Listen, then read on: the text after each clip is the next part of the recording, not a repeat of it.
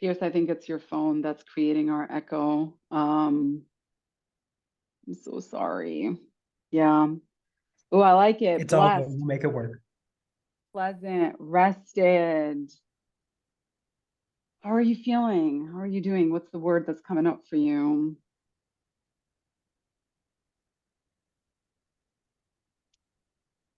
Rested. Okay. Discombobulated. Okay. What else?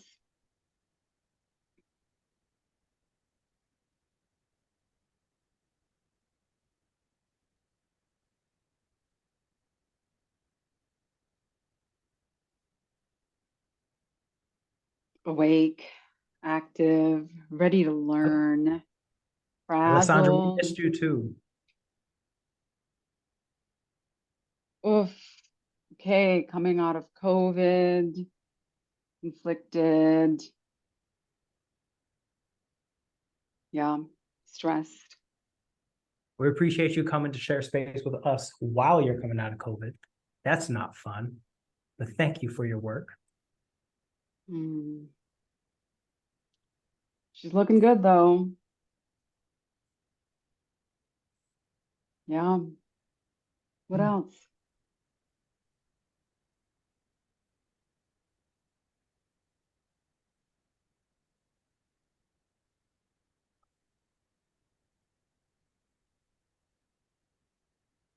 Okay. We have a lot happening in the world today. So we're gonna talk through, think through, feel through self-care in today's session. And my invitation for you also is to do what you need to do for yourself. Grab a warm beverage, be cozy, and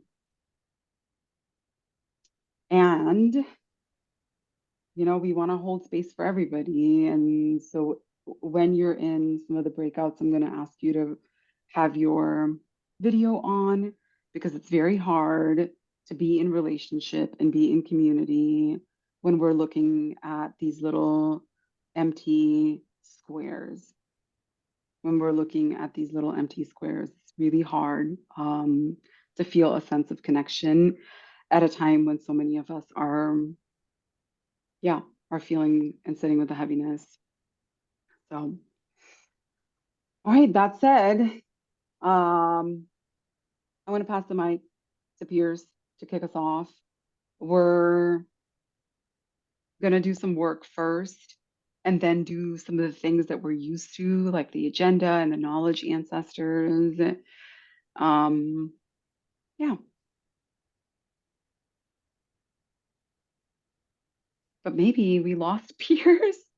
No, you did not lose me. I am here. Okay, you're here. Great. So Rachel, if you want to share the slides, perfect. Oh, not our run a show.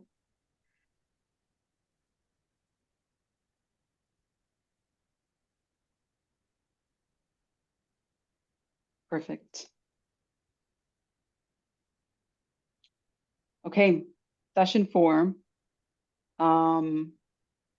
is on somatics, personal responsibility, safety, and self-care.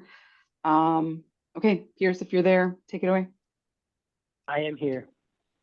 So, what is important today as we do this work? I hope I'm still here on the call. That you can hear me. Can you hear me? Yes. Okay.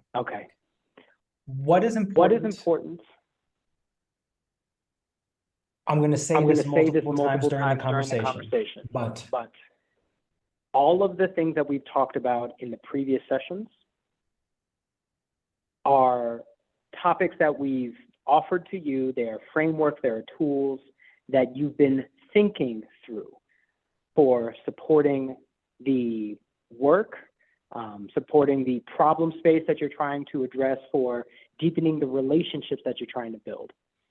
I want to stress that what we're going to talk about today flexes a different set of muscles in this work. When doing somatics, we're going to practice, we're going to define, we're going to offer some resources to help support this work, but you cannot think your way through these issues. What do we mean by that? It's going to be a lot of feeling work. It's going to be a lot of grappling with uncertainty. It's going to be asking yourself very deep questions from many different angles about why are you even here in this space in the first place? Why did you decide to go down this path? Why do you feel like it's important for you to do so? And what might be some of the baggage you're holding as to why you think you should be the person to address this issue? And to be able to do so appropriately, I don't remember how many people remembered from the first talks that we gave on LinkedIn Live, but the main theme here is how so many leaders in equitable social change don't heal themselves before finding out where they're trying to go, which is why here, the main topic that we're going to be discussing is recognizing and practicing care for yourself and decentering yourself as the important thing in your social change work. So practicing care and decentering the work, because as you can see on this next slide, it's important to recognize where our ego comes from so that it does not interrupt the intuition that we are trying to cultivate. So let's first start by talking a little bit about what we show up in this space trying to do. So the next slide, you've seen it many, many times, is the group norms. Let's remember to listen from the inside out, especially today. Listening from your gut, listening from your heart, instead of only focusing on what's in your head, because that is limited in many ways. Number two, you have to remember to engage tension here. There's going to be a lot of tense conversations and environments we're going to be discussing, but don't indulge the drama that affects how someone else might show up in this room. Remember to ask yourself the question whenever you speak up, why am I talking? We have to value everyone's voice and value this time for collective learning. So be mindful of that. Also be mindful of when you need to take space and when you need to make space for others and what they're trying to build. My favorite rule, Vegas rules, confidentiality. Take the lessons, but leave the details, all right? You have to be open to learning and being open for someone else speaking your truth. It's not potentially always necessary for you to confirm and to take up the time that could be held with more processing. Here, it's very essential to remember that we are not pitching in these spaces. We're not trying to show everyone why we're amazing. I believe it. I get it. I think you are amazing personally. I will tell it to you to your face. But we're here to build ourselves, to figure out what things are gaps, what things we're struggling with, so we can show up in other spaces better. Also, recognize yes and both and. There could be two contradictory things that we hold in these spaces that are both true at the same time. Let's try and recognize that. And also, value the process as much as you value the outcomes. The stuff we're talking about today, it's very likely, if you keep practicing this work, you might not see the outcomes you want for years. Let me tell you, as somebody in therapy right now, but the process helps us get to the path to learn, to feel, and to understand things at a slower pace so that it will stick further down the line when we're doing any social change work.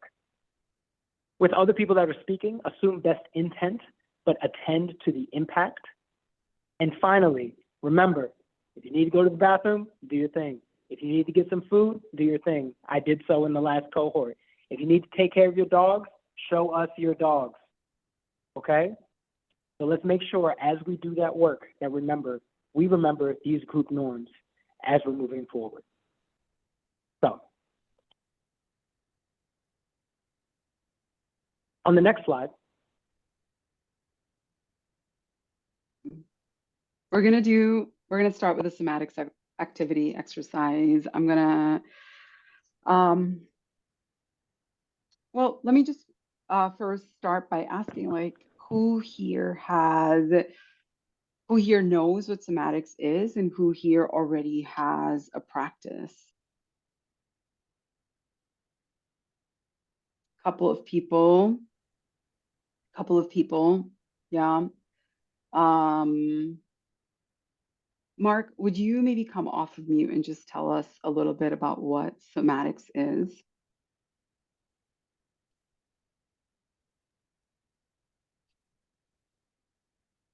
Yeah, I will do my best. So somatics is how, well, I mean, my understanding of it is how we feel things in our body and how we process through things in our bodies and not just in our brains. I went through a somatics course where we were taught how to connect with our bodies and to connect essentially with the ground and with our centers. I don't know if I'm explaining it very well, but it's great. Yeah. Yeah, somatics is the practice of being fully in our bodies. And it's a practice of being able to feel and sense what's happening in our bodies and take the clues that we're getting and treat it as information that can help us make other kinds of decision. Within somatics, there is a branch called generative somatics that's very much focused on practices for social justice and collective liberation. We're going to start with a really short activity so you can get a sense of what it's like to practice somatics. We're going to start in this big group. I'm going to ask you to have something to write with and something to write on. And yeah, piece of paper could be like a sticky note. Um,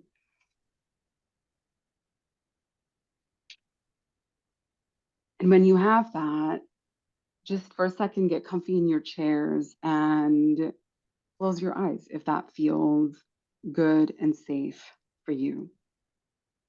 Okay. Close your eyes and take a couple of deep breaths. I'm going to take a big deep breath in and out and in. Let it out. Take one last deep breath in and out. And keep your eyes closed.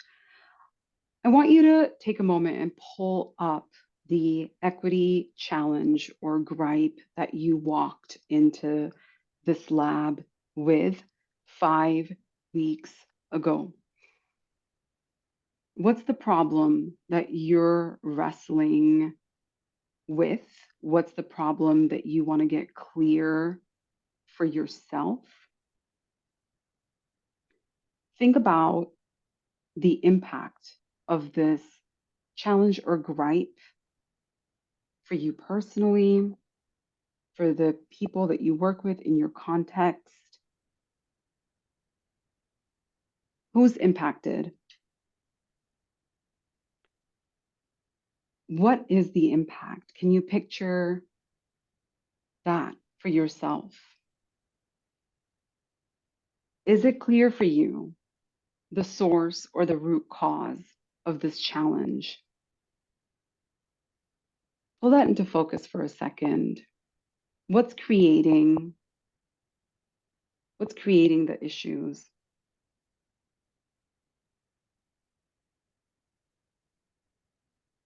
Is it a who? Is it a what? Can you influence it? Can you control it? As you're thinking about your challenges, I want you to start to pay attention to how you're feeling in your body. What's coming up for you in your gut? Where are you holding your shoulders? Are you making a fist or grinding your teeth? What are the words that come up for you? And when you're ready, open your eyes and write it down. The sensations, the words, the feelings that came up for you. Whenever you're ready, open your eyes and just take a minute or two to write it down.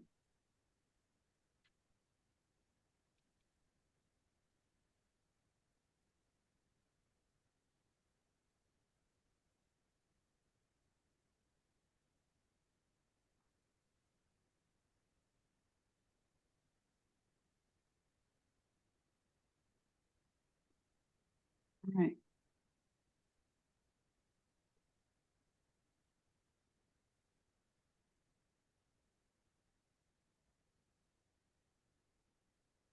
Now I'm going to ask you to close your eyes one more time. Let's start with taking a couple of deep breaths in again. Maybe stretch a little bit.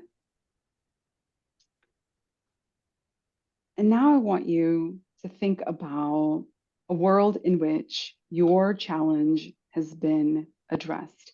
Your equity challenge, your gripe, it's been addressed. Can you visualize that world?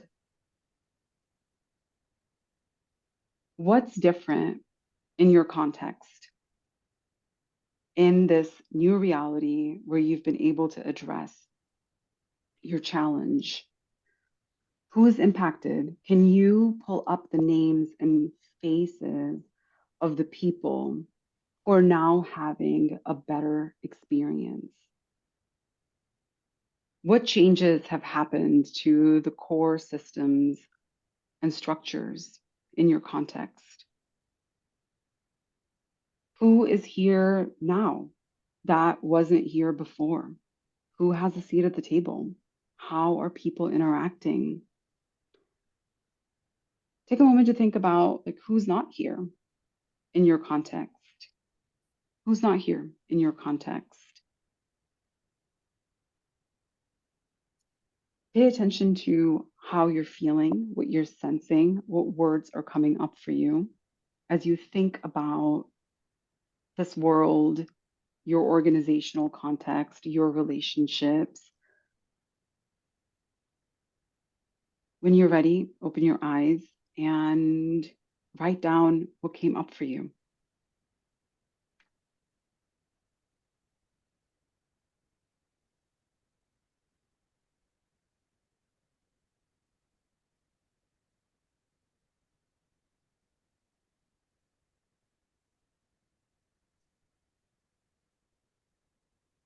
Words, feelings, images.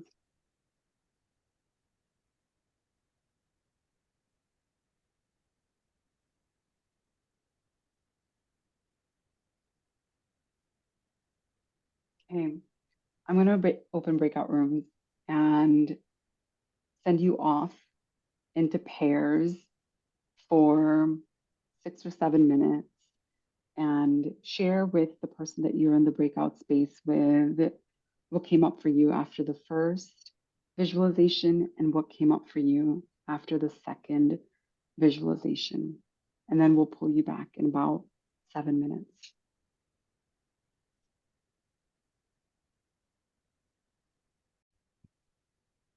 Okay, I see some smiles, which I hope means had some good conversations. We're not going to do a debrief right now, but I want you to hang on to the words, feelings, sensations on your notes, your stickies, and we're going to come back to them. All right, let's dive into the agenda for Let's do the it. day today. Brilliant. So, understanding ourselves is the main focus of today, and practicing care while understanding responsibility that we're holding in the work we're trying to do. So, same skeleton, you've already seen it 3 times. Why remake the wheel? We're going to be talking about a case to heal and develop personal responsibility in our work from our own practices, literally my story. And then we're going to be talking more about our point of view, the knowledge ancestors we're bringing into these spaces that we found are essential towards doing this work. And then the core resources. Number one, frameworks. Obviously, you've been already introduced into some somatics. This will be a theme throughout the 3 hours we have with you today. And one of my favorite resources I use to think and work through myself, the bus within us. You'll understand in a second. The tools we'll be discussing, specifically, if you've done your homework, you've already been exposed to circular as a concept. And then the skills we're going to be discussing, from decentering ourselves, disarming and dethroning the ego, and then developing responsive discernment. So as we go through these processes, remember that the main focus here is not only about thinking your way through these problems, but understanding what the feelings that you carry with you mean and how to use that to guide your way forward. Which is why on this next slide, I'm gonna tell you why this helped me so much in my work. That's me. I have my hair. I think it's really cute, and I'm with a few of my friends. Old friends. I remember telling you all the story of what it was like when I first got here in Botswana. This is me actually with them, a couple of the designers. No, I was not lying, working on the International Development Design Summit. There were 60 people in total, 25 folks from inside the country, and from a whole bunch of other different countries as well. And this experience seemed bright, and I wanted to show it to you specifically because it's a fantastic branding piece. It's the reason why, in many different situations, why people decide to listen to me when addressing equitable social change work. But it felt like a failure at the end of the day. And let me tell you a story why. First of all, at the end, after we spent 4 weeks there working on our individual projects, mine being a deep sand wheelchair. And on that last week, the main focus was on continuity. It was on figuring out together while we're there, what's next for the project, for who can take it on, for what makes the most logical sense to move the project forward. And keep in mind, this is a community that had lots of institutional voids. There was not a close hospital. There were barely any educational facilities, a lot of business spaces. And in those 3 environments, working on a wheelchair is very difficult and requires a specific type of expertise, lest you actually hurt the people you're trying to help. Give them welts, cut off different parts of their legs that they can't feel. It gets really bad and disgusting if you don't know what you're doing.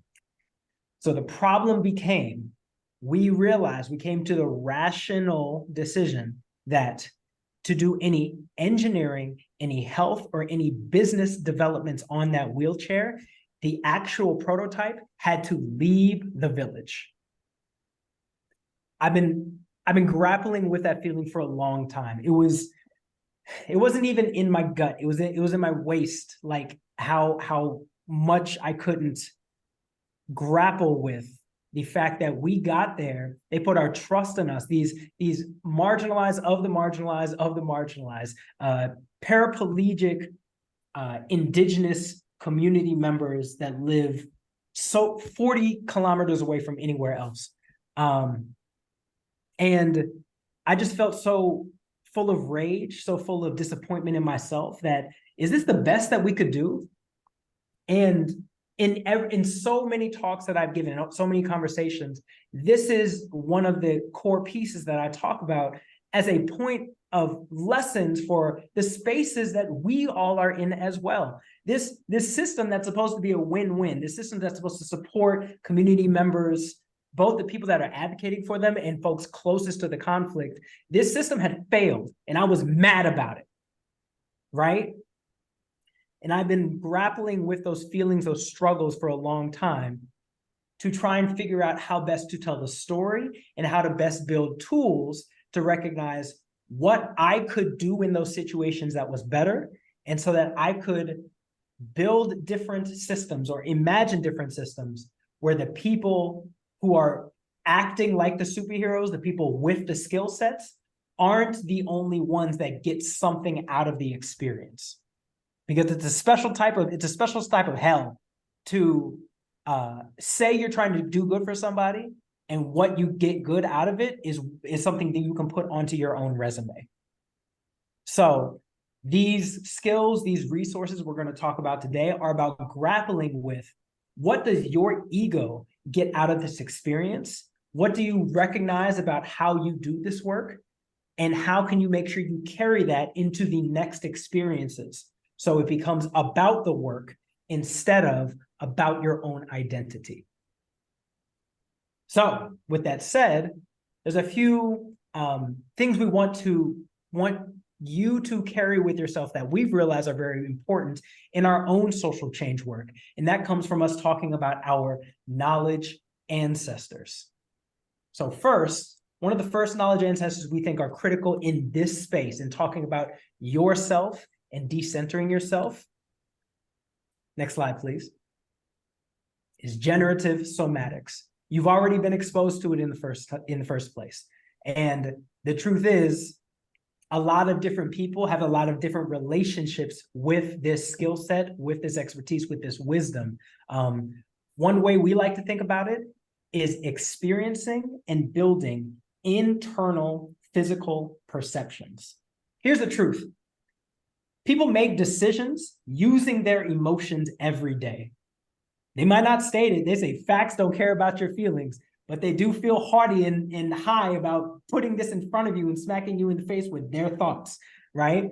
People use their emotions to engage with in certain reactions, to hold value judgments over others, to listen to others, they, in many ways, the emotions that they don't believe they think with become a invisible baggage on their back that keeps them from recognizing a core part of what it means to be human.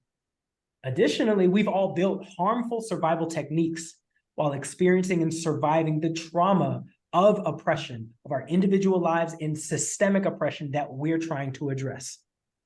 So somatics gives you an opportunity to start recognizing what it means to feel, where it is, how powerful it is, how you would characterize it, and figuring out where those wounds actually come from. The wounds, the patterns, the relationships, and so that you can notice the feedback necessary to say, this is a problem, I need to address it to become a whole human and show up in my strategy better. That's number one. Number two, it's love. So cute, so sweet, so happy, and so hard to actually practice. I don't know how many people here have read this book that's in front of them, All About Love, New Visions by Bell Hooks. Go read it tomorrow. Go read it tonight, right? If you have, let's read it again together. At least skim through the chapter titles again, because a core point the book makes is that how we think we experience love in many ways is not caring, it's not compassionate, it's not honest, it's not collaboratory, it's not sacrificial.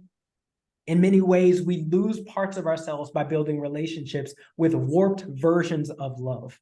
And this relates to me in social change work because it reminds me of Cornel West's quote, "Justice is what love looks like in public," right? Love is it's a representation of a relationship that we hold with others and with ourselves. And if we don't know how to do it appropriately, then we won't ever care, empathize, and hold solidarity with people that matter, which means we won't do equity work correctly, right? And the last topic we're going to talk about, it's a big collection of words, hospicing modernity. Let me get vulnerable really quickly. So I got really interested in doing this course and talking about this book. This is a book, by the way, Hospicing Modernity, when my grandmother passed away nearly a year ago. It's actually going to be a year to the month of tomorrow. And I saw her in hospice. She was actually, I was the last person that she saw while she was alive. I came here from Cameroon during a work trip. And it got me really deeply thinking about in my own social change work. What does it mean to deal with the concept of death? Here's why that came up so powerful with me in this space. Modernity is a hard concept, A lot of people have a lot of thoughts about it, but a way to think about it is everything that is oppressive. Humans as a whole, we have considered ourselves, we've built a world for ourselves where humans are at the top, number one, where we exploit the things that think we're more important, especially the white, cis, male, the privileged ones. They create systems and structures, even where they don't even know, where they take from the marginalized. And they believe that they are the end goal. Like everything else is trying to progress to them at the max, right? Those mindsets have governed how we see the world for hundreds of years. They've also hurt a lot, and they are falling out of favor. So there's a lot of ways that people are trying to understand how to remake the world. You all are some of them. How do you remake a world that's been built by this is how the world absolutely should work? The West is the best. The North is the best. A PhD is the best. That's the best always. So if you're going to do that, how do you learn from that harmful system? How do you hospice that system of oppression so that you can build something better? So those are the three topics we wanted to bring into these spaces. The first one being somatics, generative somatics. The second one being love in all of its forms. And the third one being hospicing modernity. So yeah, that's what we're bringing into this space. Next, I'm going to pass it off to Aparna so we can learn a little bit more about some of our frameworks. Yeah.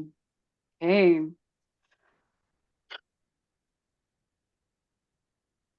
Thank you, Mark. Yeah, it's also changed my life in a really big way. And we're going to do a little bit more of it. So our first framework is somatics. Somatics is a framework, it's a tool, it's a lot of things. And the core focus of somatics is really to learn how to experience and build internal physical perception. There's this idea that we should listen to our gut or we should trust our gut. And it's a little bit of a misnomer. It's a little bit of a misnomer, right? There's also this piece around having some really harmful survival techniques. I have a lot of them. I like being buttoned up most of the time, really managing how I present myself to people if I'm meeting them for the very first time. You might have some, you're welcome to put them in the chat if you're like, you really know what they are. You're like, this is how I keep myself safe. And this is also how I keep myself from feeling when things are happening in my environment. It could be in my home, at my work, on my team, the world at large. And so somatics is a way for us to recognize and feel and heal without burning ourselves out. The goal isn't to feel so much that you burn out, right? Earlier we did an exercise, right, when we got started in the morning, and I asked you to really think about like feeling sensations, words that came up for you as you thought about your equity challenges. And I want to hear from some folks, what are some of the words and feelings and sensations with the first activity of thinking about the challenge that you're wrestling with, and ones with the second where you're imagining a world where it's been solved. What came up for you?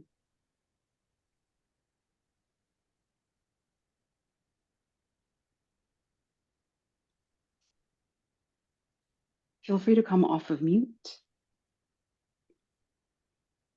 Soon enough, we might start calling on people, but we'll let you. Now, come on. We'd love to hear what you have to say. So Morning. Go ahead. I'm good. no, go ahead, Rochelle. Thought I could step No. back out of that. You first. Okay, we're gonna do Rochelle first, and then Celia next. Well, I was just gonna say I was with Fatima, and both of us were kind of feeling like it was very hard for us to even concentrate on what you were asking us to do, because it felt like our gripe was so small compared to what is happening in the world. Like it just felt really, I think we used the word a little bit petty in the big scope of the world, right? Like, we're actually pretty privileged, or I feel actually pretty privileged to even be sitting in this chair going, I have this gripe about my work because they're not doing this. And people really want, yeah. So it was very hard to like fully engage and with the gripe, because that's not where I don't think either of us were. Like we were just like, yeah, this is so small. Okay, So thank you for sharing that.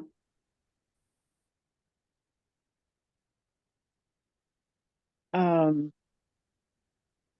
I wanted to say, Rochelle, there's no such thing as petty or small, because our facts, our lives, our existence, whatever is happening to us is paramount priority, front and center. And I'm not saying this in a very selfish way.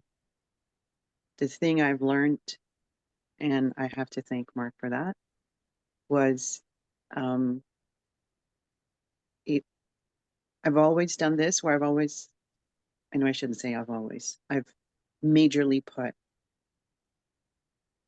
myself at the very bottom, myself at the very end, myself at the very last.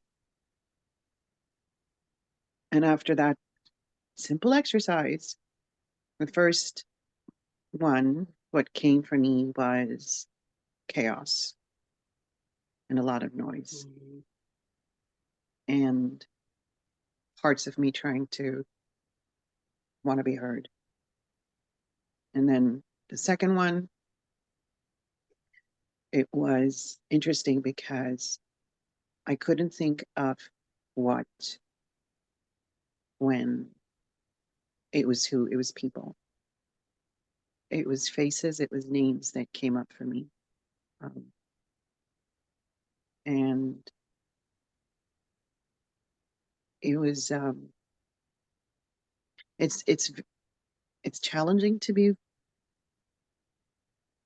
open up about what doesn't let you sleep at night. But right now, what is happening, I'm right in the thick of it. What is happening globally, I'm right in the thick of it as well. And I say I'm right in the thick of it is because of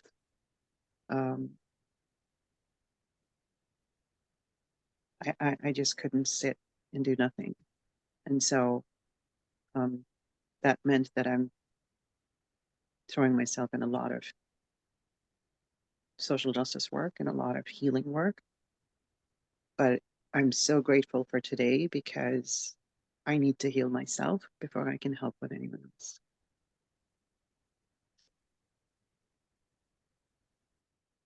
Thank you so much for that.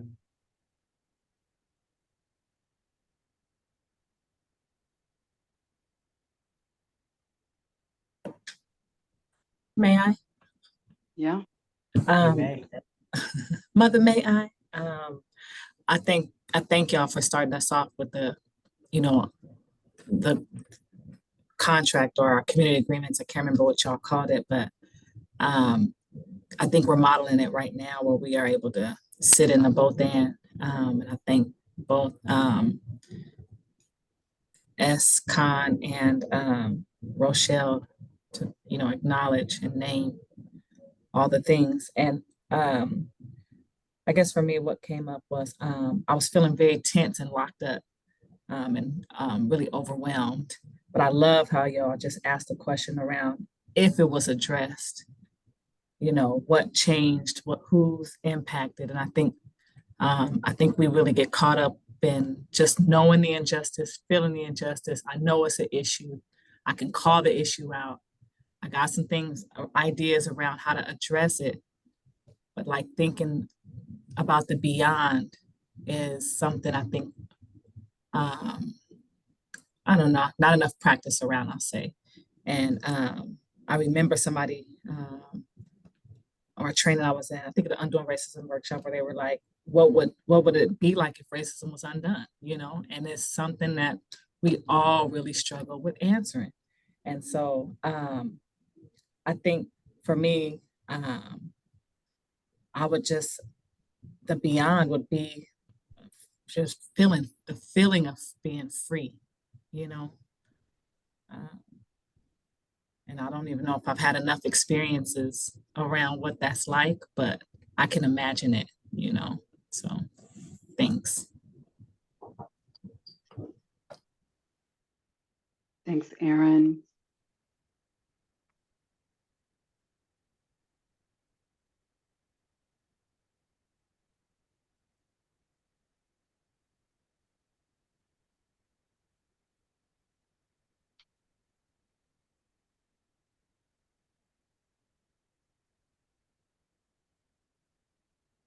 Anybody else?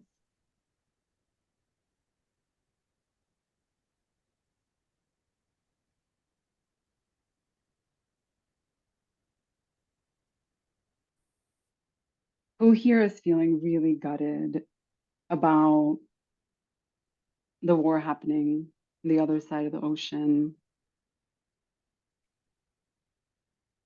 Yeah. Who's been doom scrolling, reading the news, watching the videos?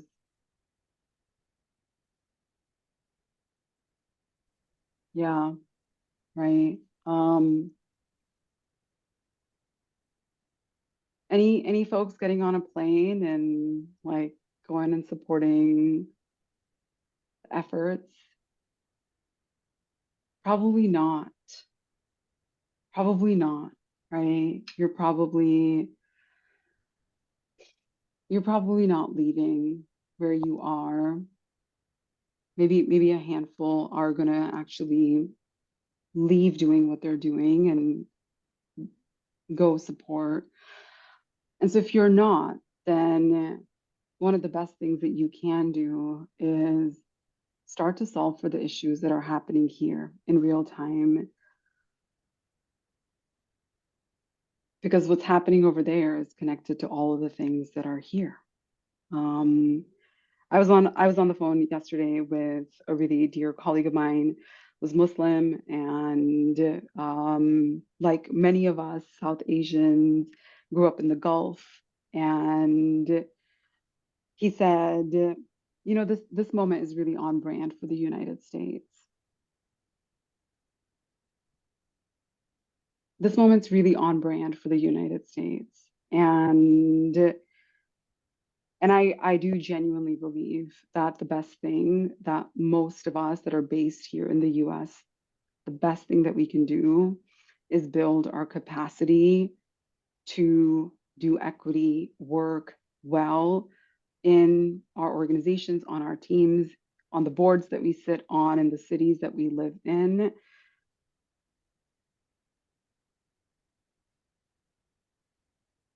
And so, my invitation for everybody, including myself, that like obsessively wants to check the news is be here with your colleagues. Be here with your colleagues. Be present. You know, like your email can wait for 2 more hours. Test some of these things, like try them on. And we can all be signing up for Celia's hate crime prevention sessions. We can get some information if those are open. So I want to offer everybody an opportunity to maybe reset. Let's take 5 minutes. Please come back with water, okay? And like, I'm going to recommend that you come back with 2 waters. Go get some water, stretch, come back in 5 minutes. We'll see you soon. That's 2 minutes past the hour, just in case you're checking. Welcome back. If you're off camera, that's okay. Just give me a quick thumbs up so that I know you're here. Thank you. Awesome. Mm.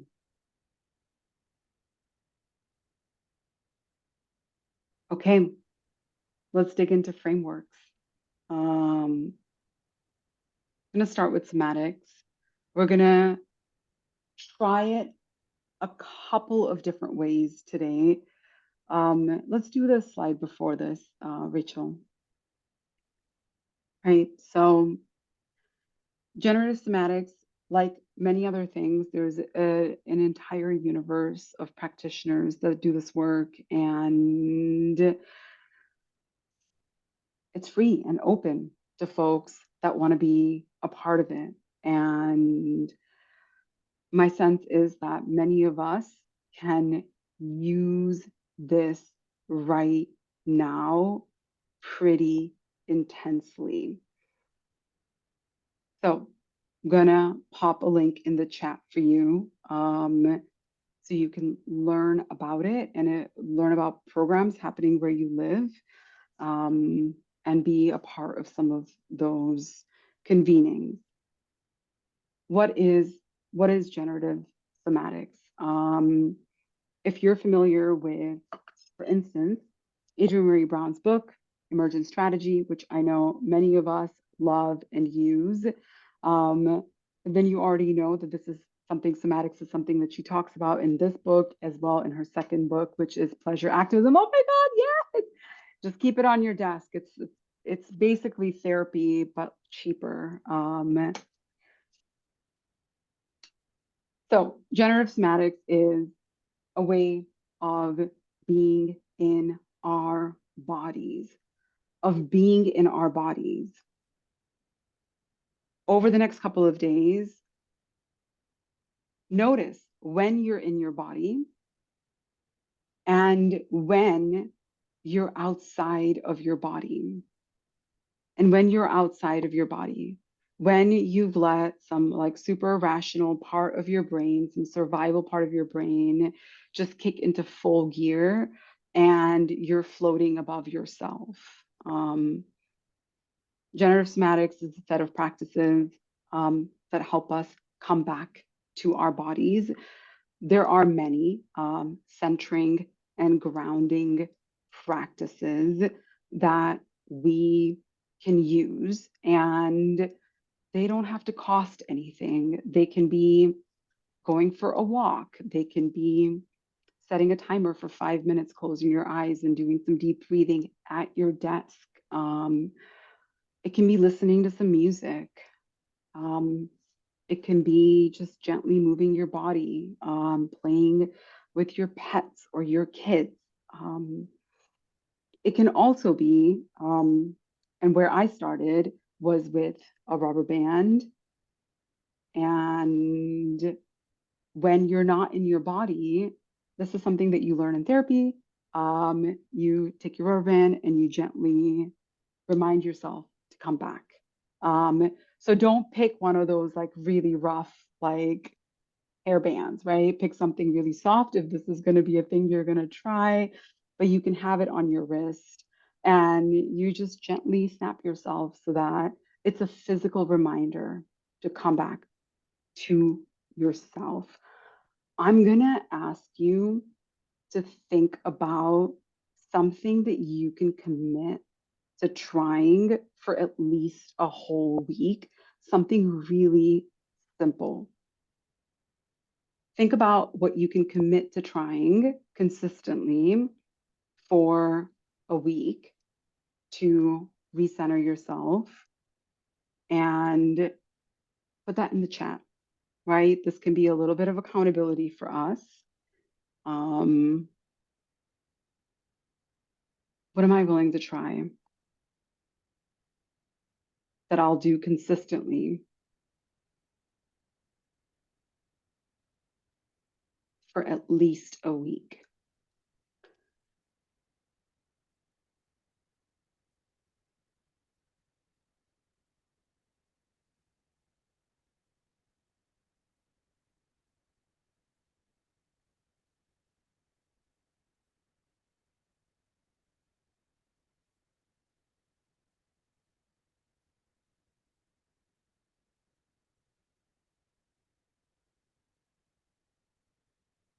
Some breathing, some meditation. What else?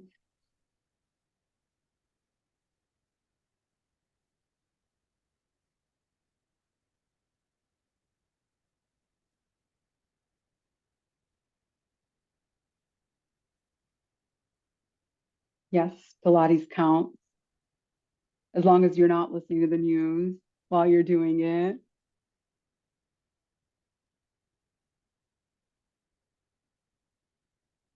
Taking a walk.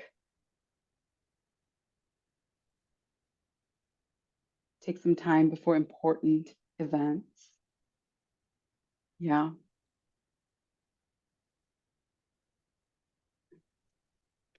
Yeah, check in with myself every couple of hours.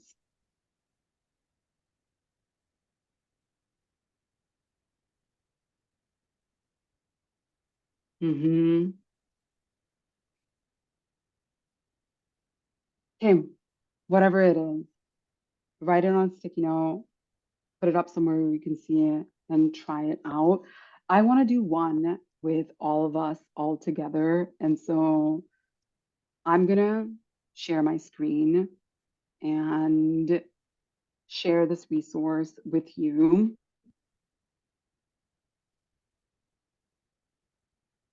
Okay. Tell me if any of these words feel compelling, and we're going to try that one. Energized, centered, joyful, confident. Is there one that you're like, ooh, I want to click on that and see where it goes?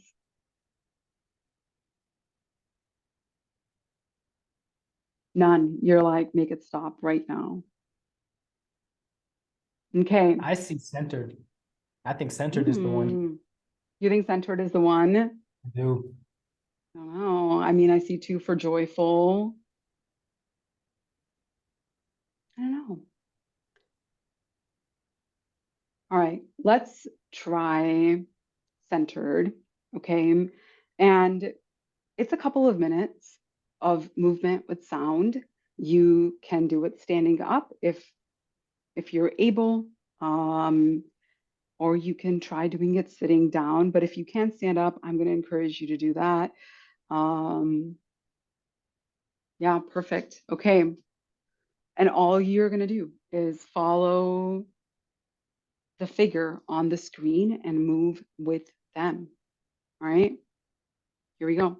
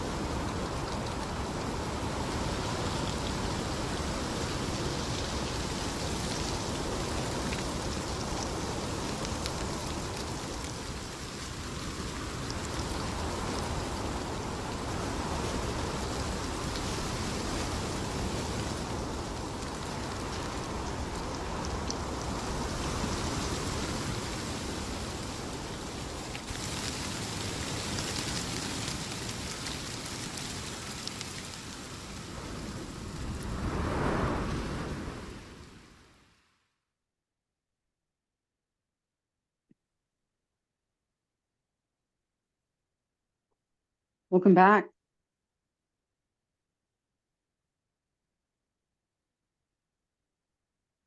How do we Feel feel? better? Yeah, how do we feel?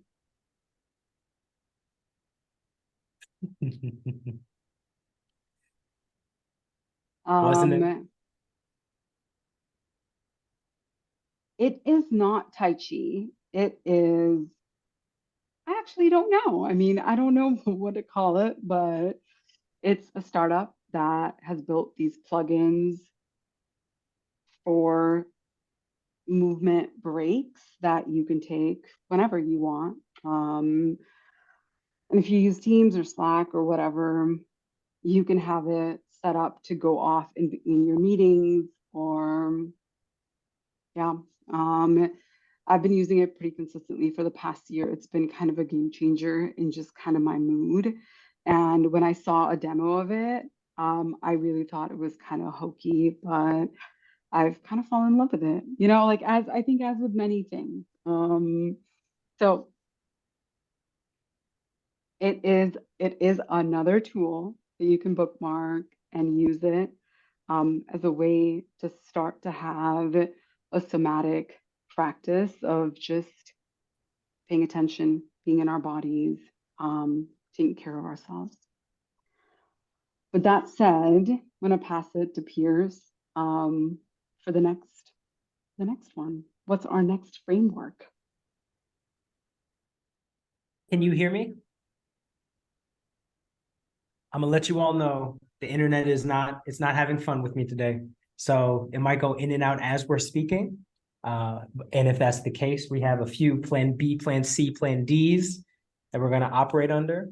But let's talk about one of my favorite resources for us to learn about ourselves. Another part of ourselves seems to be a theme.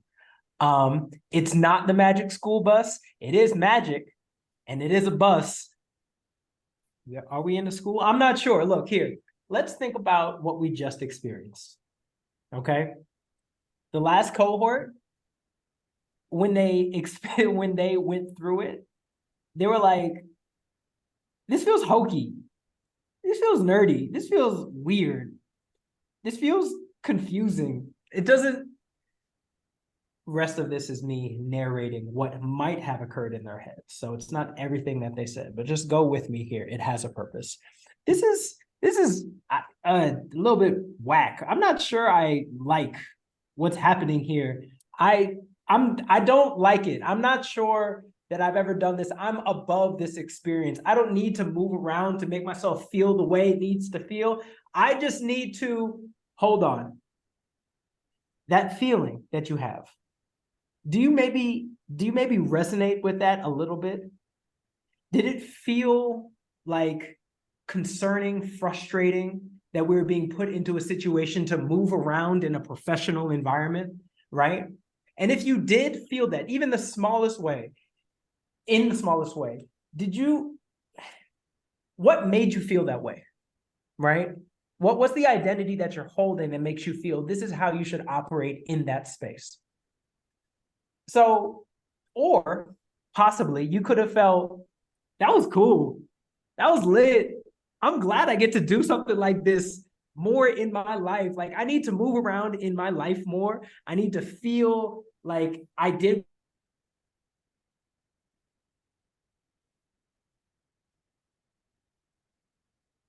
That's the famous internet that he was referring to. We've just had it all morning since 5 a.m. Pacific time. So yeah, not the magic school bus.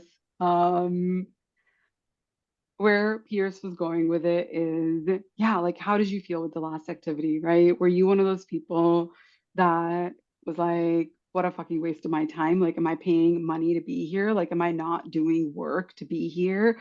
Or were you one of those people who was like, oh yeah, that was pretty cool? And so this body of work comes from hospicing, modernity, the bus within us. It's this idea of as we're moving through the world, we carry a whole lot of identities with us. We talked about a lot of them last week, the agent, the target, right? The vulnerable, the privileged. There are other identities being an immigrant, being firstborn, all kinds of things, being a nerd, right? Or like resonating with the identity of being a nerd. And so as you're thinking about how you are moving through the world, what are the identities that are in the driver's seat? Like, what are the identities that are in control? What are the identities that are sitting in the back of the bus? Maybe they're causing chaos, right? They're kind of always with us. Who's in the middle of the bus, right? Who's in the middle of the bus? These are all of your identities. And so I'm going to ask you to actually open up your workbooks, and you can follow it along there, or you can grab another piece of paper and we'll do it together. And we'll do it together, thinking about what are the identities. So, can you hear me? Yeah, welcome back. Welcome back. Glad to be back. Thank you, partner, for carrying that content. As she suggested, please get out your workbook. What we're going to like you to do is on the section that discusses the bus within us, you should see a table. And in that table, after we've gone through this work, you should see places where you can write down some of these identities that you're carrying with you as you do this work and as you move throughout your life. So the first step that we'd actually ask you to do, again, is to close your eyes and imagine a tense situation that causes your gripe. Okay? Close your eyes and imagine a tense situation. I'm sorry? You're good. Okay, I'm good, thank you. Imagine a tense situation that causes your equity challenge. Now, imagine that as you're going on the journey from where you are now,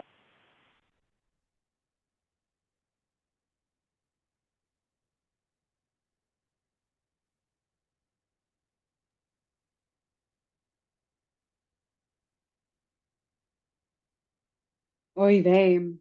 Yeah, I'm sorry to kill our visualizations here. All right, we'll try it again. We'll just have a reset, take a couple of deep breaths in, close your eyes, right? Pull up a tense situation or a situation that has conflicts that led you to have the equity challenge or equity gripe that you brought into the lab with you 5 weeks ago, right? Think about who the driver in your bus is as you move through navigating this particular equity challenge. What is the identity of the bus driver? How do they act? Where do they come from? What influences their actions?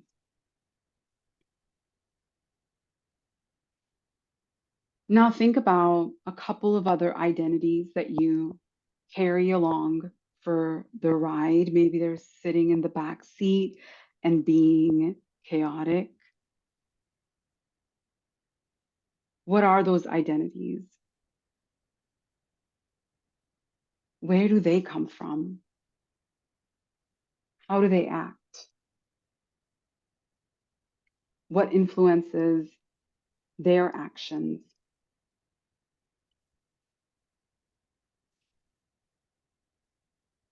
Let's think about another passenger on the bus. Identities that you rarely listen to. This might be your inner child. This might be a past life that you've cast away to be who you are today.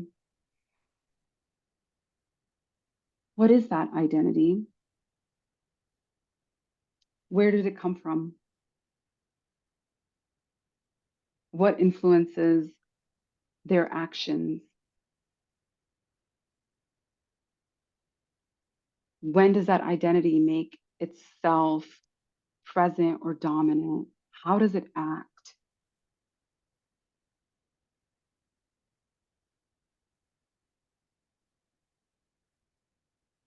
Come back to the situations that led you to bring a specific challenge or gripe to this lab and think about the writers that influenced your decision to name that challenge and how you're thinking about the solutions.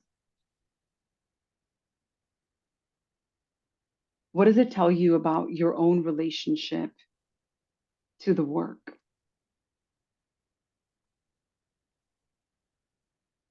When you're ready, I'm going to encourage you to write down what came up for you in thinking about the different identities that are on the bus with you on this journey of solving your equity challenges.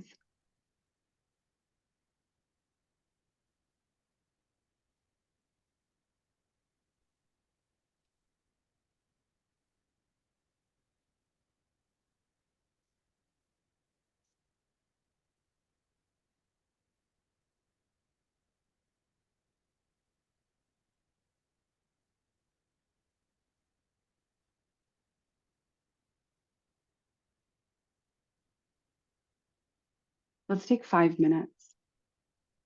You can make some notes in your workbook or just on a piece of paper. Who's the bus driver? What are their identities? How do they act?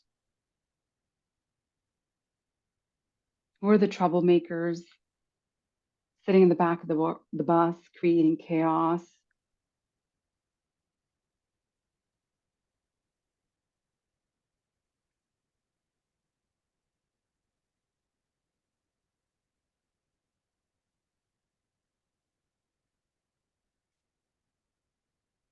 Yeah, the bus is us.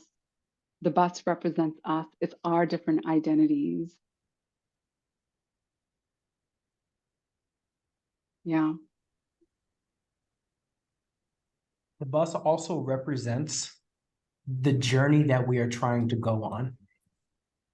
It does not have to be a bus. If there is a better representation of many people in one space trying to reach a goal, that works well. You can think of it as an orchestra. You can think of it as a playground. You can think of it however you want. We're taking a journey, so a bus makes the most sense. But what makes sense to you to represent your multitudes is the best metaphor there. Yeah.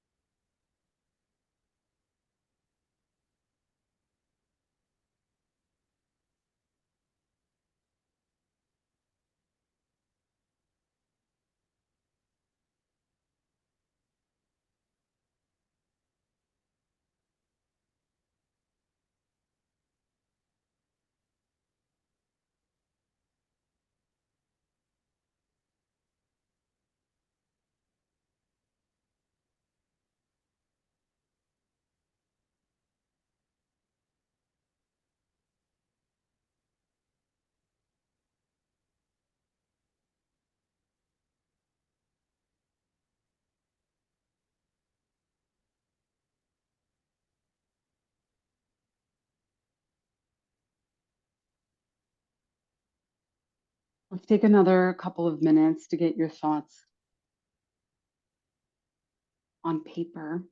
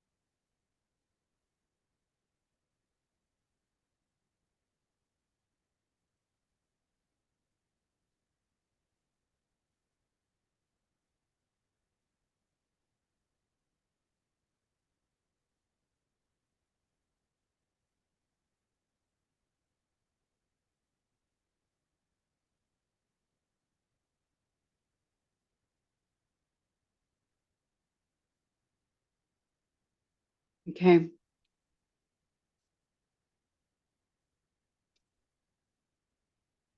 Piers, do we have time to hear from a couple of folks? I think we got to move towards the next task, unfortunately. I know. That's the struggle. Okay. Bring it into conversation with your buddies the next time you connect with them. And if not, I would say share it with somebody, right? Like have somebody to process it with because it's a little bit like therapy. Um, when I did this exercise in the earlier session, um, I actually wrote down like who's on my bus, and I'm gonna share it with you all. What I wrote down is like at the front of my bus is the person who wants to be like the good girl, um, someone who is put together, appears calm and smart.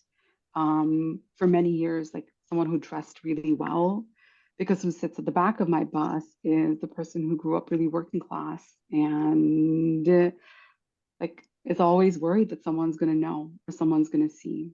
Um, and the person who sits in the middle of the bus that rarely shows up, especially in work environments, is the person who's the activist, the person who is questioning that identity. So that's what I had on mine. And yeah.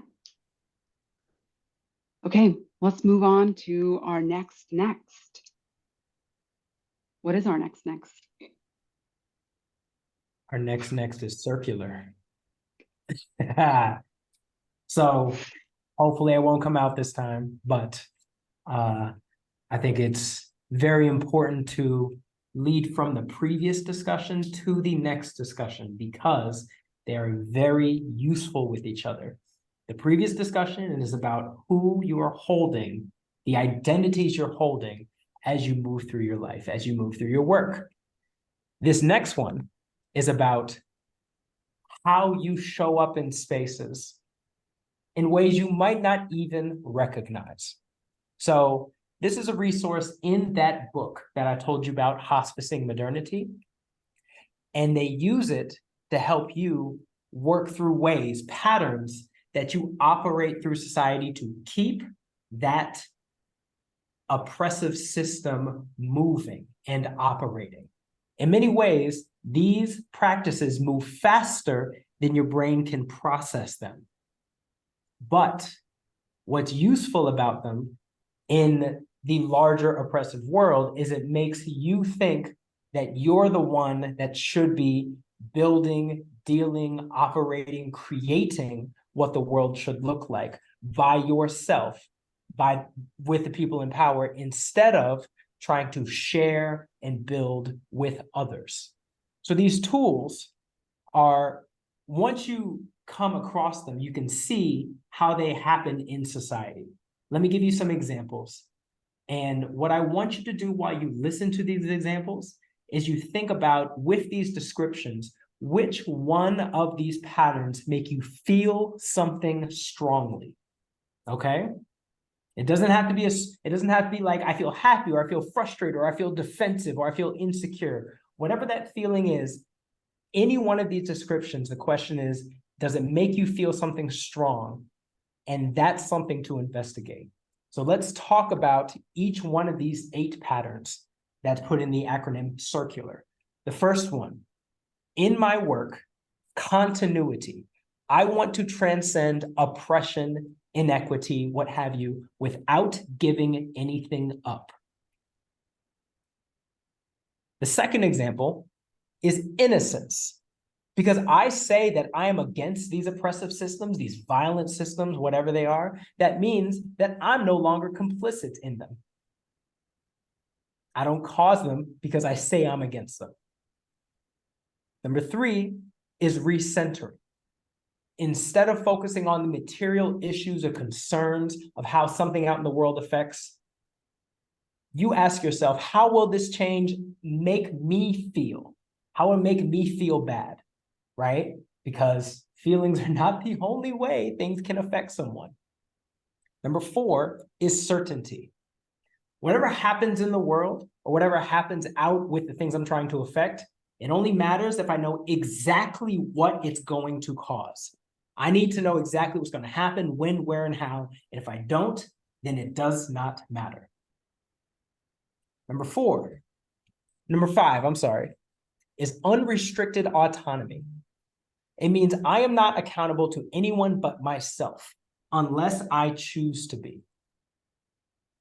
I've seen a lot of this in how politicians, people in power, especially over the past couple of weeks, decide to say, oh, that harm was caused towards me, therefore I'm going to cause this harm, constantly, without accountability. Number 6 is leadership. Either I or the person or group that I designate is exceptionally qualified and entitled to direct and determine the character of change. The 7th one is authority, very related to leadership. I should be the one to determine who or what is valuable and deserving of which rights, privileges, and punishments should be doled out. And the final one, that's the one that makes me feel something. Recognition. But don't you see that I'm one of the good ones? This is absolutely a thing that happens across any resume, any CV, any portfolio culture. If I do social good, it does not matter unless other people see it, right? So these trends, these struggles, these systemic pressures are things that happen across our society, but it's things that we imbibe in ourselves as the way to operate. And they're also things that keep us from thinking about the actual need that could happen. What if we did give things up? What if other people were leaders instead of the people that we considered important? What if we didn't get any recognition for the work we're actually accomplishing?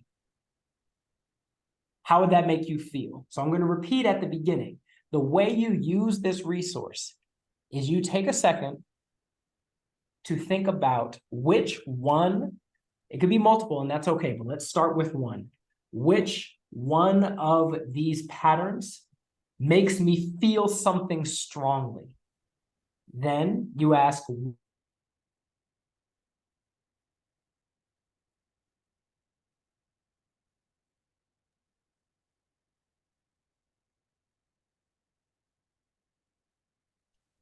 The question is, which one makes you feel strongly and why? What about it gets underneath your skin? What about it is, right, like kind of digs at you?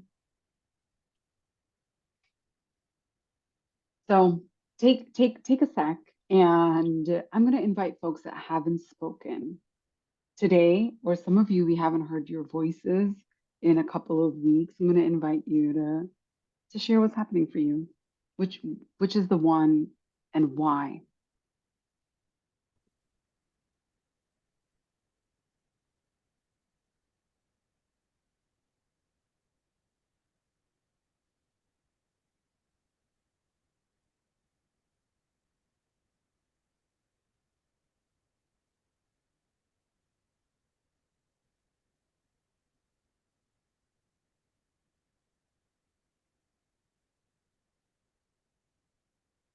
You can raise your hand or you can come off of mute.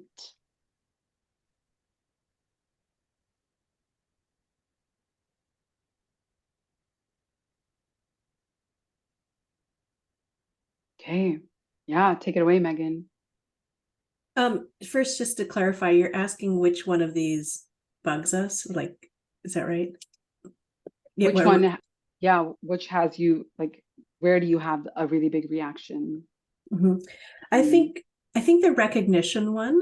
So as a white woman in Seattle with a personal and professional network that tends to look a lot like me, I feel like I'm surrounded by that a lot. Like, see me, I'm one of the good ones. And I feel like that is playing out on a grand scale right now, with what's happening in Gaza. And I wonder if it bugs me because it reflects me, right, too. So that's the one that is sticking with me the most. Thank you. We'll do Olivia and then Fatima. Thanks. Sorry, I'm off screen. I'm the COVID one. I think the one, and when I first read it, and I agree with with Megan, I think it bugs me because it's the one I'm the most guilty of. I'm a white woman in Los Angeles, and I have a professional degree in urban planning, is certainty, because it's very knowledge based. And earlier when we were thinking, and it's like the right to be involved in the knowledge making and understanding.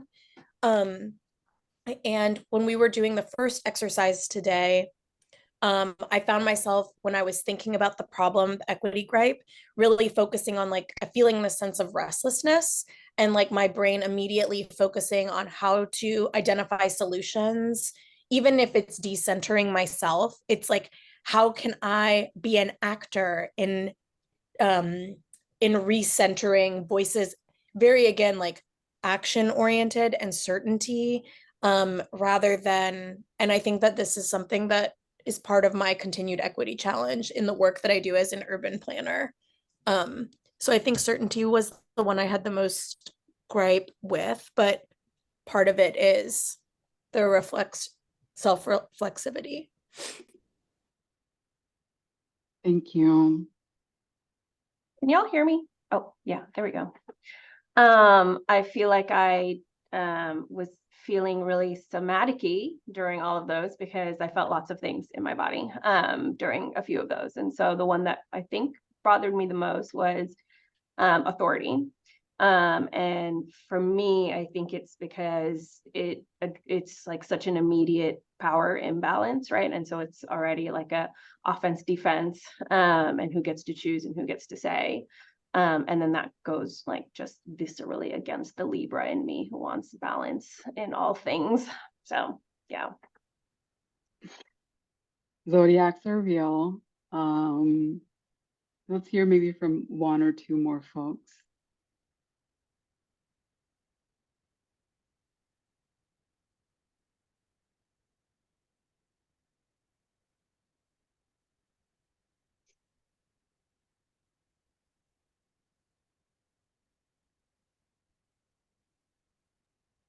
I'm happy to go if that's okay.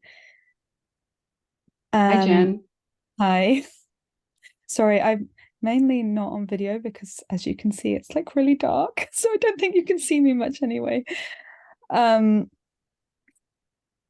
So there's kind of two, I think, for me. So one of them is recognition, but I think it's less about the see me. Well, it kind of is about the see me, but it's like more about internally within the organization that I work at, see me, because I feel like I spend a lot of time trying not to be visible.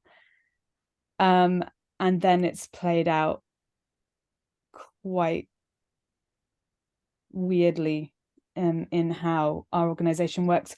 And the reason I've done that is because our organization values certain things which I do not have.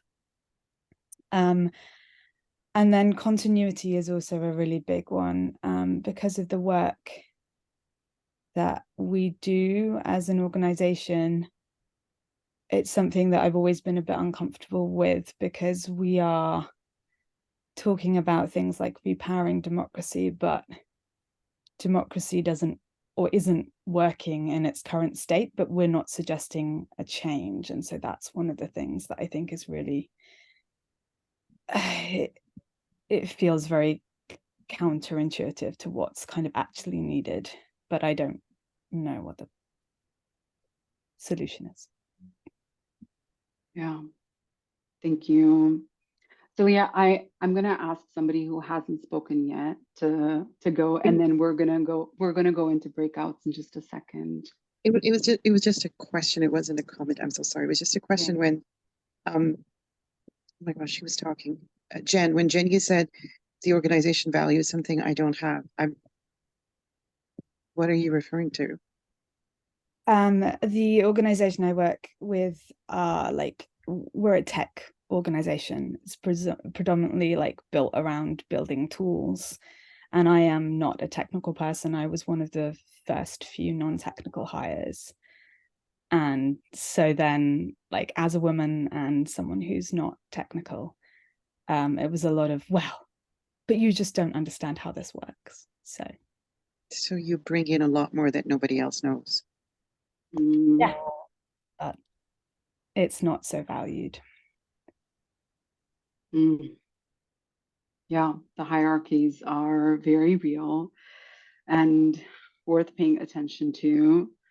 I want to send you off into breakout spaces, race-based,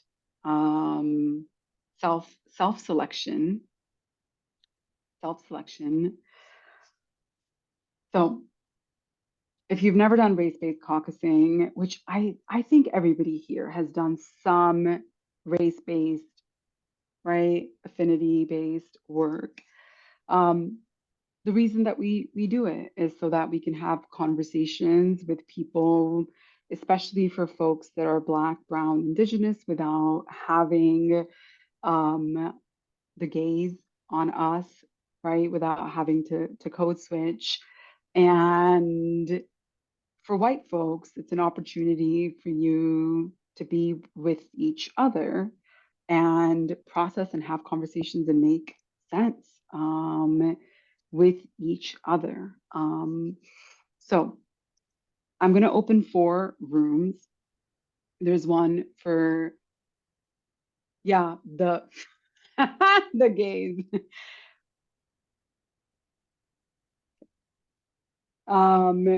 Black and Indigenous,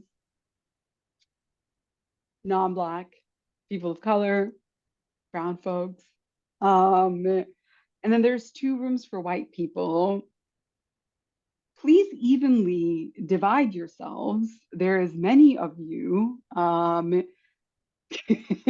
in this particular meeting, and which is not the case. We only have like 1 white person in our morning group, and they like basically worked on their homework by themselves. So I know it's really rough. So I'm going to open the rooms. We'll have a good bit of time, 25 minutes. Have a conversation. What's coming up for you? What behaviors and habits do you lean into? You know, be specific. What are you willing to try doing differently? What are you willing to give up? How, right? So have fun. We're gonna open the rooms.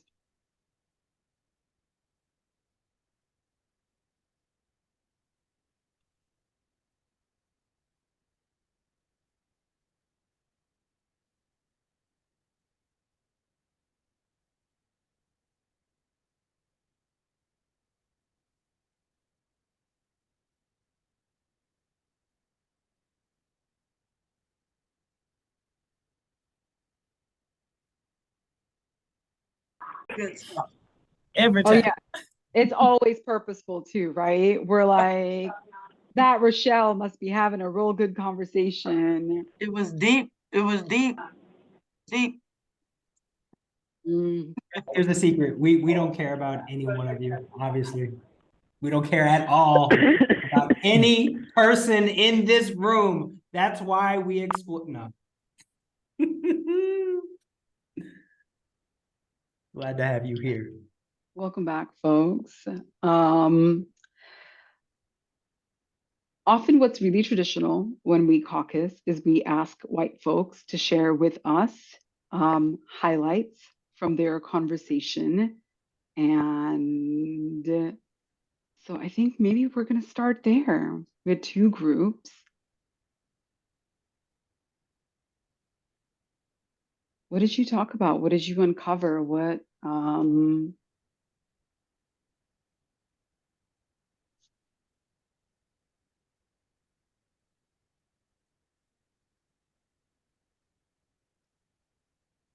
Well, I'll start. Well, aside from Mark pulling out like 3 books when we mentioned them, like literally from nowhere, which you saw a preview of in the large session, which was hilarious. I think, one of the things I know that I brought up was just, from a white male perspective or a leader, um, you know, there are there are times like with leadership, like how do you lead? You know, leading how you've been told to lead is often not what is necessary, and so trying to do that differently um, is can be confusing. Um, but I think that one thing that Gary said that was really helpful in those times where it's difficult or you get feedback that you're maybe you know sensitive to, the point is to kind of continue forward. And Gary mentioned that's where you just have to ask your heart, like the commitment that you're making to this work will keep you going forward.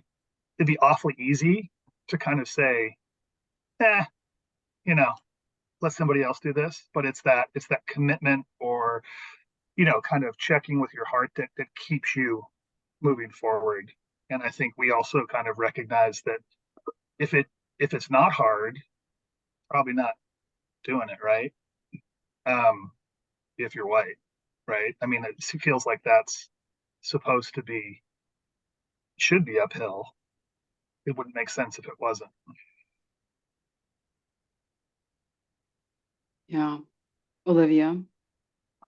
Something that was shared out in the uh, white people part 2 group was, and that I wrote down, is that time is one of the currencies that gets depleted when you are asking marginalized coworkers or organization members or community members to weigh in, even if it's like coming from a place of like democratization or collaboration, being really cognizant of how and when and like what power you're going to give if you're going to ask of someone's time, if you're in a position to give or ask. Mm-hmm. Thank you. And I guess I'm curious. I'm asking a rhetorical question, which is, how then do you make decisions for folks if you don't have their lived experiences and if you don't want to ask them?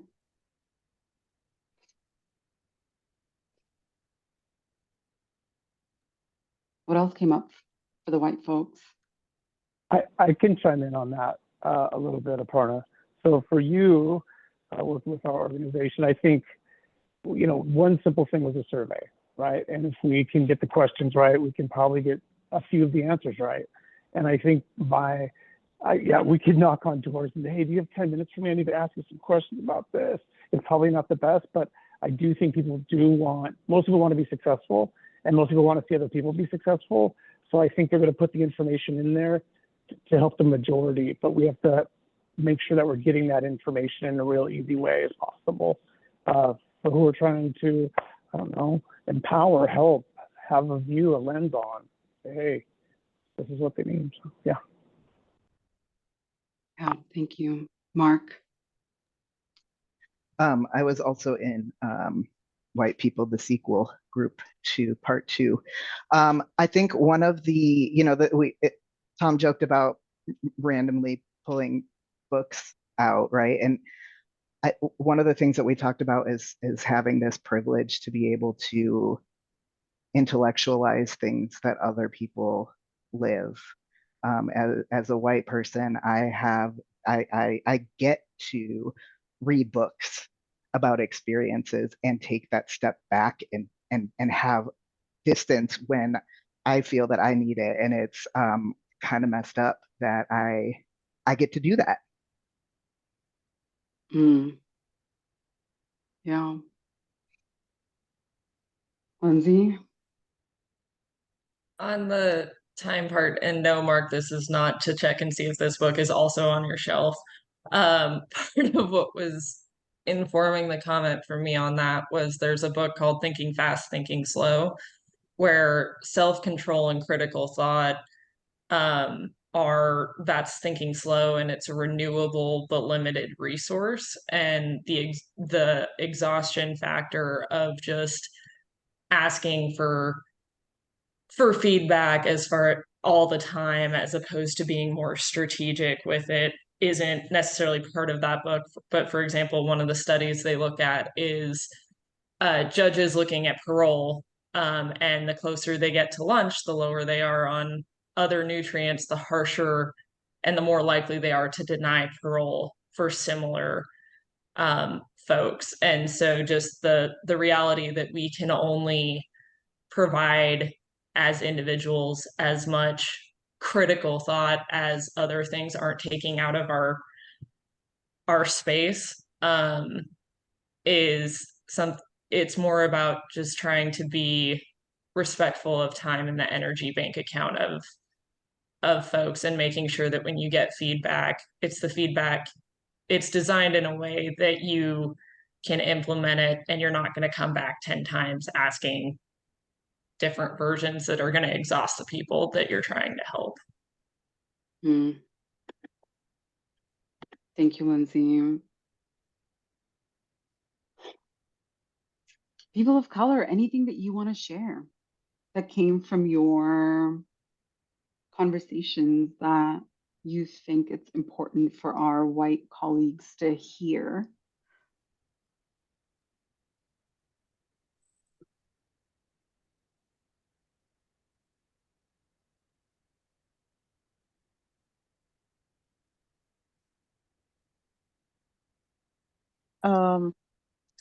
Celia here. We talked about books and authors, and Brene Brown definitely came up. Kind of a gentle reminder, you know, for someone who can repackage information, knowledge, practices that have been talked about, expressed, preached, yelled at from pulpits, and just basically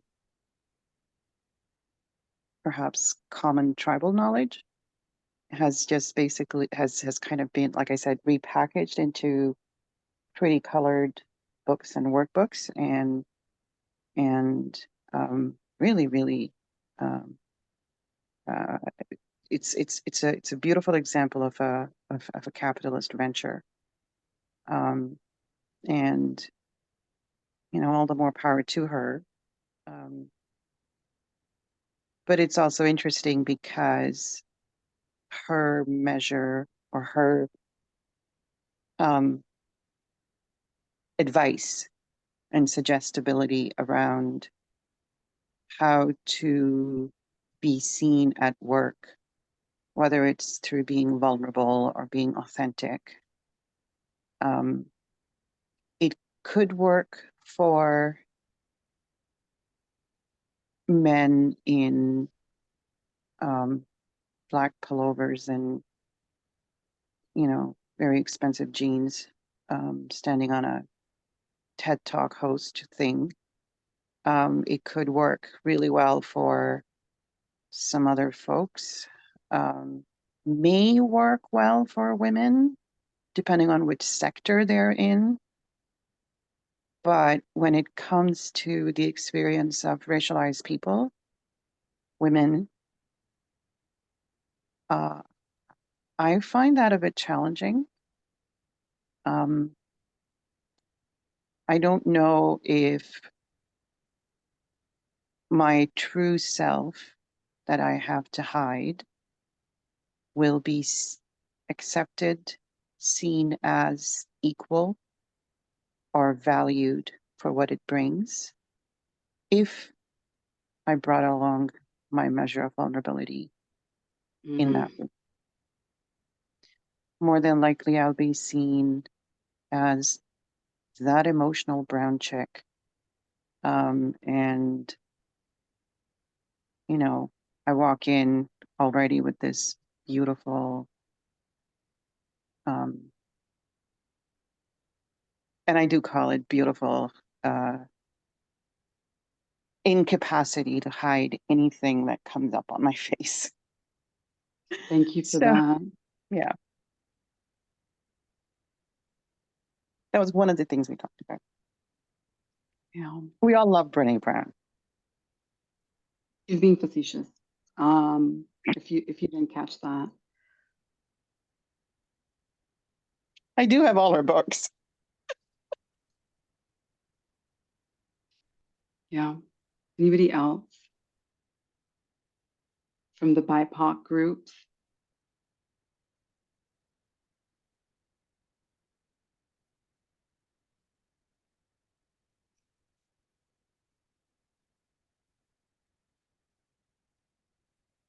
Okay. I'm going to put a couple of questions in the chat for white folks to continue having these conversations with each other, How does continuity manifest in my desire to maintain the status quo, even when I'm advocating for change? What does it look like? Can I be specific? How do concepts like certainty and unrestricted autonomy play out in the expectation of predictability and freedom from consequences? How can we challenge and dismantle the internalized idea of being the good ones or seeking recognition for allyship? And in what ways can we cede leadership and authority to Black, Indigenous, and people of color while also taking responsibility for our own growth and education? Find your people, find your cousins, have the conversations out loud. Okay, before we move on, maybe I think there's one other person who might want to bring her voice in. Rochelle? I just wasn't clear if like, because you said the people, because we were broken up in different groups. That's right. It also meant the Black folks. Okay. So is that okay if I respond really quick? Yeah, of Got course. time? Okay. Yes. So one of the things that we talked about is the feeling of always having to hold more than one big thing at a time. And I know I personally express that oftentimes it feels like I'm trying to hold all these gigantic boxes that I don't feel that I could put down, because to put them down would make me feel weak because of how I've been conditioned and all of the things that I've survived. And that oftentimes it gets hard in life because like I have folks who are, white folks and sometimes people of Asian descent who choose like one thing. They get to it feels like they get to hold one thing at a time and magnify it really big.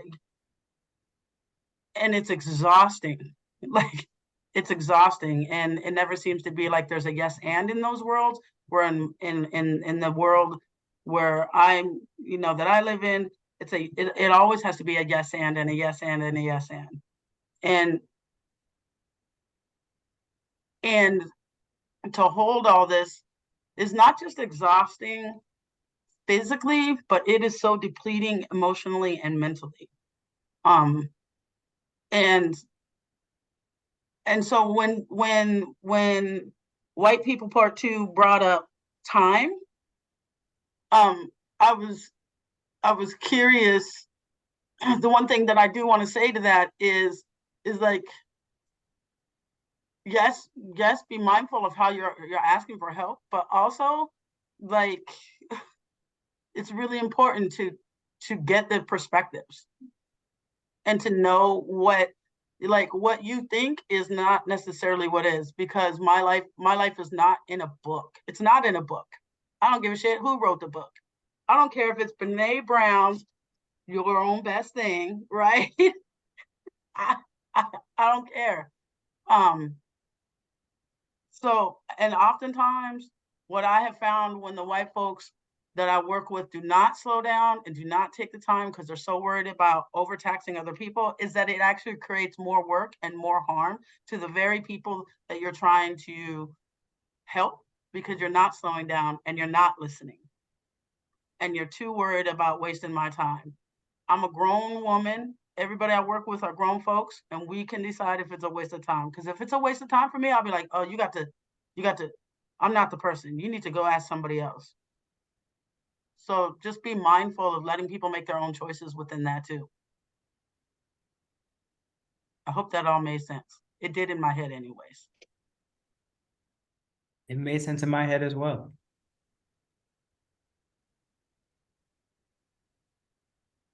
Yeah. Thank you. Thank you for saying that.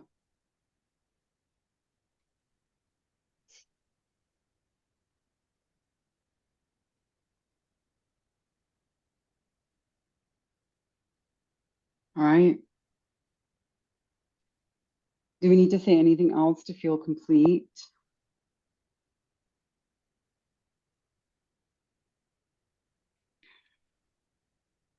I think we kind of talked about just the how terminology can be complex and the over intellectualization of concepts and terms, and how beneficial lay terminology can be, especially when you're trying to be introspective and you're trying to be, reflective and think about how you're showing up in the world, how you're moving in the world. And so I think that's something that we just briefly just talked about, is the benefits of plain talk and, really, yeah, just the language. Thank y'all. I appreciate the framework for sure. I appreciate you calling out the framework as something created by academics, for academics, hard for people that are actually experiencing high intensity struggles to understand and reconcile with. That needs to be worked on as we try to expand this to folks that are actually experiencing this truly. Okay.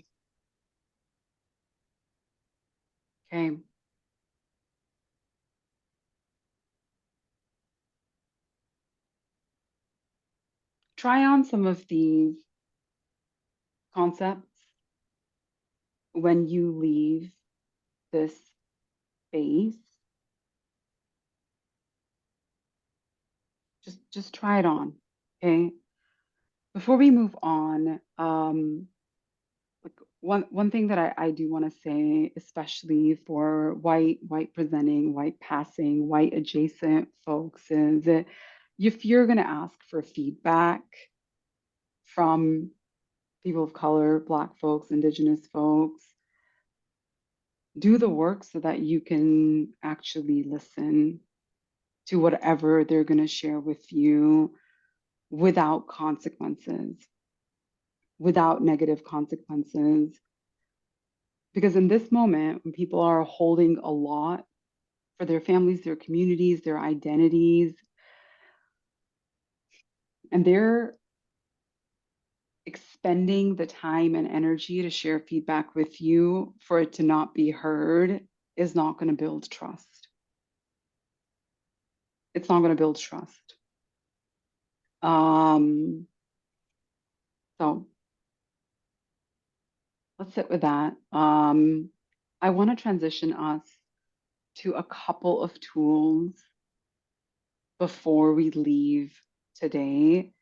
And I'm also wondering, like, do you want to do another brief somatic movement with the robot guy person and music? You want to do like just a minute of guided meditation?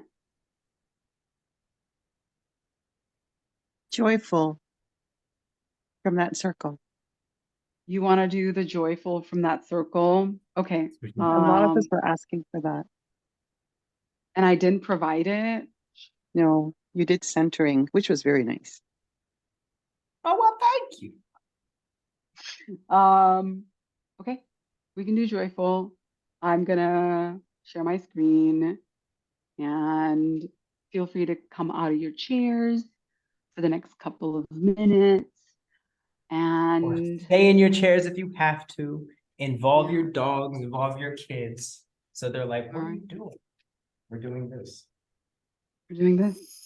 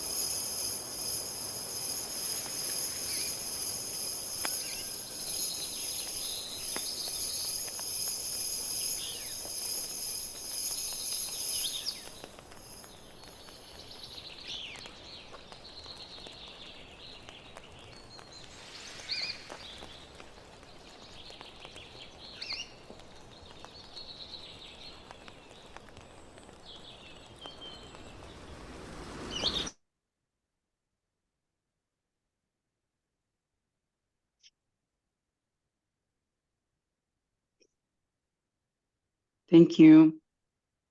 Okay.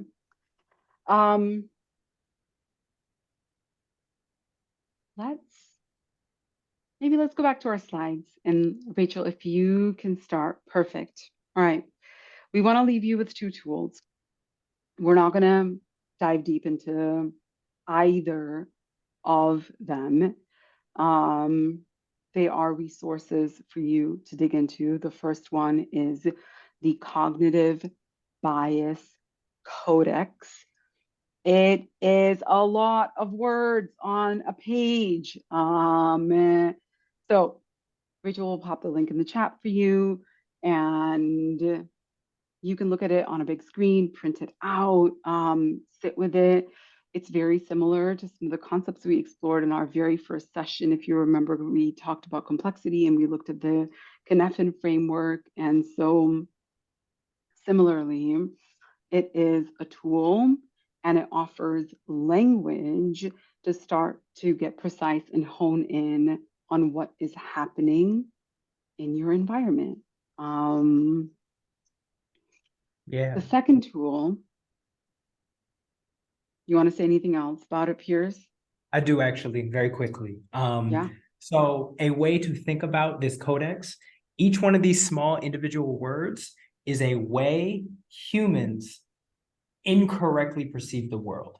We have biases that affect how we engage in the world. So you can use, there's way too many for any of us to become experts on these topics. You need to get another PhD on the topic to make sure you know absolutely everything. But what it is, it's a reminder and a small way of reminding yourself as to, am I looking at this in the right way? These things might be affecting how I'm looking at it. So it's a large reminder. You can, as she was saying, blow it up, look into a few and take these into account as you're trying to do your social change work about how you and other humans view the world in intriguing and complicated ways. That's it. Yeah. Like having a copy of Immersion Strategy on your desk. It could be a good one to print it out, put it up on your cork board, you know. The other tool that I want to share with you, we'll post the link in the chat in a bit. Please don't go there in this moment. It is the adverse childhood experiences scale. If you worked in youth development, some of you probably very familiar with it. If you're a funder that funds youth programs, and it comes out of a very, very large study with, I think, close to 40,000 young people in the 90s that defines sort of 10 kinds of adverse experiences, right? Abuse, neglect, that young people experience that have consequences well into adulthood. Behaviors, habits, ways of being, that impact adults, and it impacts adults regardless of their gender, their income, race, ethnicity. If you are a person that is lower income, is a person of color, the ways in which it manifests and the supports that you can get for it later on in life are typically far fewer than if you have class privilege or race privilege. We'll share a link with you to a quiz on NPR. Don't do it today. Don't do it right now if you're going to go into more work, more meetings, more things. You can take it and you can sit with, hey, like, what are some of the things I've experienced? And if you have a therapist, which I know many of you do, this is some stuff to take into therapy with you, because doing the work of undoing the habits that we talked about in the circular framework also requires that we address some of these really, really deep wounds that a lot of us carry. Now, if you're one of those people who's like, my score is 0, then amazing. Then amazing, great. Like, you can be a resource and you can be like a really steady, stable person for other people, for other people. There's no prize for getting a really high score on this, okay? The thing to remember is that we're walking into spaces where people are carrying a lot of this with them. They're bringing it into the space with them as well. And the more we do our own work and the more we can heal ourselves, the more we can start to recognize what's happening in our spaces so that we can be strategic, so that we know how to move our work forward without flooding and triggering other people. Okay.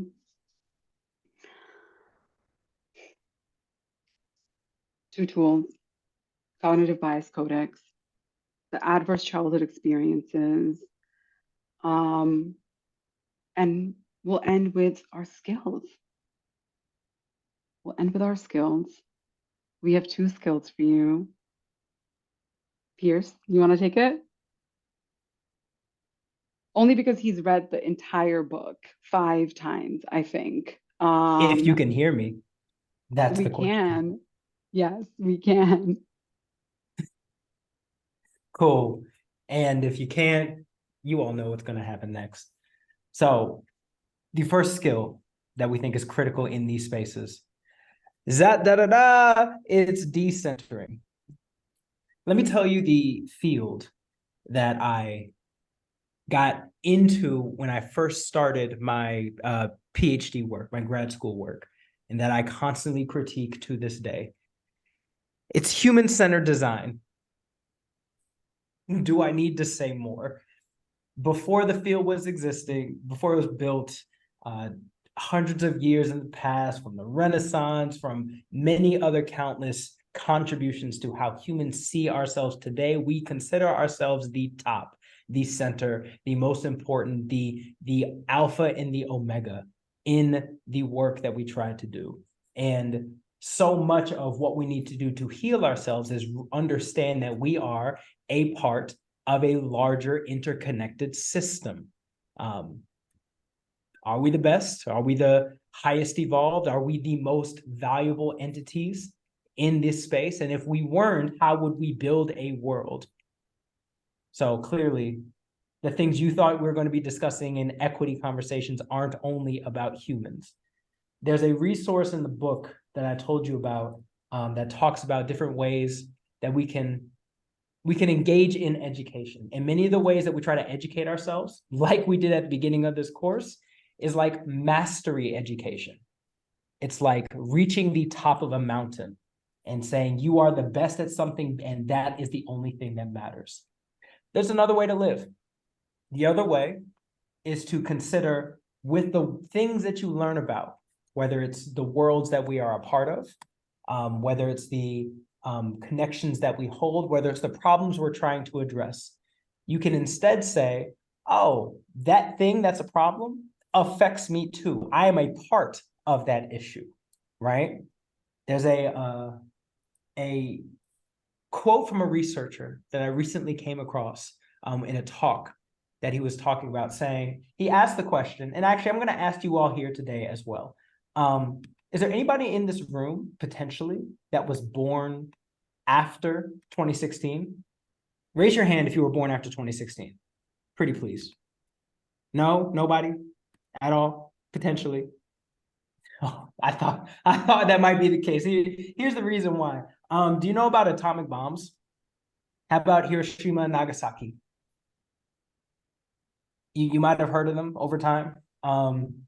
When those bombs were dropped, they unleashed a specific type of carbon into the world, carbon-14 specifically, that fell onto the ground, fell into the plants. The plants then metabolized it and put in that carbon-14 into our animals because they ate them, and then we ate the animals. Do you see where I'm going with this? 2016 is the first generation of humans that was born without carbon-14 in their bodies. What we put into the world is inside us in countless, many interconnected ways. I could bring up the concept of microplastics, but that theme, obviously, I would be hitting the concept home. What harms, what good things we put out into the world, we imbibe ourselves, and we are the ocean. So we have to understand the ocean to better understand ourselves and to heal it the way it deserves to be healed. So the next theme, the next concept, that's a bit heady, but the next concept is something that you've seen in other themes before, other conversations, developing responsive discernment. Different topics, different events, different situations require different contexts. It requires different skills, different tactics for us to understand how to operate in our world. This is about diagnosing and sense making. It's about understanding the right size problems and figuring out how to build the right relationships to do so. Here's a direct example. Let me talk about my traumas. I'm a diplomat. It's one of the reasons why I love facilitating these spaces. We are all going in the same direction. We believe in what we're doing. We're trying to make it happen. And I helped facilitate that conversation. Obviously, I have a lot to go through therapy. Do I like starting fights? No, I don't at all. Does Aparna like starting conflict? Yeah. Yeah, she does. Do I have something to learn from when it's right to start a conflict from Aparna? Yes. Does Aparna have something to learn from me about when is good to dialogue, to negotiate? Yes. Understanding discernment means healing those things that keep us from doing one or the other and figuring out when it is appropriate to do both. So doing so is essential for analyzing appropriately, making decisions, and figuring out what the future should look like. So those things are what we want you to leave here with, to think a little bit more about developing responsive discernment and understanding how to decenter yourself and be a part of the larger world and how it affects you in many different ways. So Aparna, what's our homework for this last session?